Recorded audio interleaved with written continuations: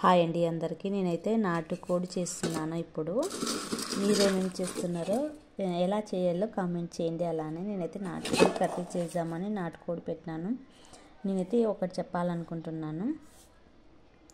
Heroine Naga Chaitanya భార్య సమంత వాయన విడాకులు ఈమె విడాకులు తీసుకున్నారు. అడికి అయిపోయింది. మళ్ళీ ఈమె పెళ్లి చేసుకుంటున్నందుకు చాలా సోది పెడుతున్నారు జనాలు. అంటే ఒక ఆడపిల్ల పెళ్లి చేసుకున్న తర్వాత ఇంకొక పెళ్లి చేసుకోకూడదంటారా? యువర్ లైఫ్ వాళ్ళదే, ఏదేదో అంటున్నారు పాపం. అయినా సమంత ఇప్పుడు పెళ్లి చేసుకోవడం కరెక్టే కదా. నాకైతే చాలా బాగా అనిపించింది.